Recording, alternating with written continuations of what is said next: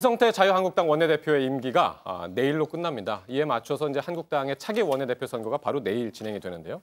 나경원 의원하고 김학용 의원 2파전 구도로 최종 확정됐습니다. 화면 보시겠습니다. 개혁의 저는 후보들의 조합이라고 생각을 합니다. 저희 후보의 조합 자체가 저는 당의 통합의 시작이라고 생각을 하고요. 그 통합이 당의 통합을 넘어서 보수의 통합 그리고 또 반문 연대까지 이어질 수 있다고 생각합니다. 제가 약속한 제 임기 내 국민 지지율 40%를 통해서 의원님들의 총선 승리 그리고 정권 장출을 기여하는 그런 아주 의미 있는 1년을 갖고자 최선을 다하겠습니다. 자, 원내대표 선거에 이제 혼자 나가는 게 아니고 러닝메이트가 있습니다. 근데 정책위의장 자격으로 러닝메이트가 있는데 나경원 의원은 정용기 의원을 그리고 김학용 의원은 김종석 의원을 러닝메이트로 이제 내세웠습니다. 네. 정용기 의원 같은 경우는 충청 지역을 하고 있는 재선 의원인데요. 네. 그러니까 자유한국당 입장에서 봤을 때는 정통적인 당뇨 출신입니다. 그래서 당에서부터 성장해서 지방자치단체장을 지내고 지금 재선의 의원으로 볼 수가 있는 건데 개파적 세치는 좀 역계 범친박 정도로 구성될 수 있다 이렇게 좀 얘기가 나오거든요. 그러니까 나경원 의원 입장에서는 선택할 수 있는 최대치의 카드를 선택한 것 같고요. 네. 김학용 의원은 김무성 전 대표의 비서실장 출신 아니겠습니까? 예. 아무래도 복당파 이 비박계의 좀 핵심으로 원내대표 선거를 치르고 있는데 예. 김종석 정치경영자 후보를 결정했는데요. 비례대표이고 과거에 여의도 연구원장을 지냈습니다.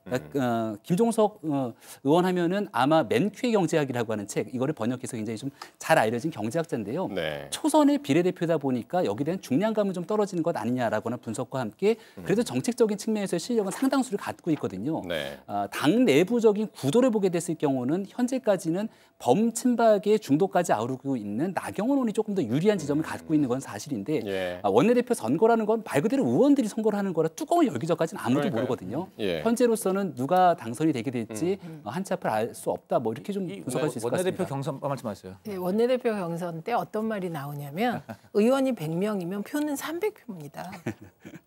그래요? 후보가 3명한테 후보 3명한테 전부 다 찍어주겠다고 얘기하는 겁니다. 그래서 원내대표 경선은 진짜 복마전이고 표 계산이 쉽지 않죠. 원내대표 이번 네. 경선을 보면 한국당이 어떤 수준인지를 알 수 있는데요. 한마디로 이것은 그 1년 반 뒤면 다가올 총선에서 어떻게든 내가 공천되고 보겠다는 그야말로 공천 욕밖에 남지 않은 개파 싸움의 절정으로 지금 보입니다. 예. 아시다시피 나경원 지금 의원은 원래 비박계입니다. 그 박 대통령하고 그렇게 사이가 좋지도 않았습니다. 그런데 이분이 지금 친박들의 어떤 지원을 얻고서 지금 친박을 대표하는 지금 그 원내대표 후보가 됐고요. 반대로 김학용 의원의 경우는 지금 김무성 의원이 굉장히 무리수를 둬가면서 사실상 밀었습니다. 이것 예. 때문에 사실은 원래 그 나오려고 했던 강석호 의원, 삼선의 강석호 의원이 네. 사실상 주저앉았고요. 네. 그다음에 이제 그 역시 삼선으로서 개파색이 비교적 열었던 김영우 의원도 러닝메이트를 구하지 못해서 주저앉았습니다. 예, 예. 러닝메이트를 원래 바로 김종석 의원을 원래 하려고 했습니다. 네. 그런데 김무성 의원이 돌연 그냥 갑자기 가로채가지고 그걸 김학용 의원한테 준 겁니다. 그리고 저 반대로 나경원 후보의 경우에는 역시 그 정책위의장 러닝메이트를 잘 찾지 못하던 차에 예. 정우택 의원, 친박계의 어떤 또 중진인 정우택 의원이 바로 지금 정용기 의원, 같은 충청권인 정용기 지금 의원을 설득해서 그렇습니다. 앉혔습니다. 그렇게 한마디로 지금 어떻게 보면 김무성 의원과 예. 으로 상징되는 비박계와 그다음 친박계가 완전히 그야말로 나경원 후보와 지금 김학용 후보를 놓고서 결전을 치르고 있는 그런 상황이 되고요. 일단은 네. 원내대표 선거만 보면 이제 그렇고 네, 네. 이게 당대표 선거가 내년 2월이잖아요. 그래서 이제 그렇습니다. 복합적으로 좀 봐야 되는 측면도 있고 여당을 또 한번 생각하고 계산을 하면 또 어떤 정치적으로 우리 국회 전체적으로 보면은 어떤 구도가 형성이 될까, 누가 당선되느냐에 따라서 이것도 상당히 이제 궁금합니다. 예, 저희 경험상 보면 되게 스타 정치인들이 원내대표를 하면 이 내용상으로 잘 협상하기가 어렵습니다. 그게 이렇게 스타로서 언론에 나가고 발언하고 이런 역할하고 네. 원내대표는 딱 한 가지입니다. 협상. 예, 협상해내는 존재거든요. 예. 그렇기 때문에 나경원 의원이 되면 최초의 보수 정당의 여성 원내대표니까 본인은 상징성도 있고 의미도 있습니다. 그리고 친박 입장에서 보면 친박이 나서지 않고 그래도 이제 얘기가 되는 후보라서 내세우는 거 아니겠습니까? 예. 지지하는 걸 텐데요.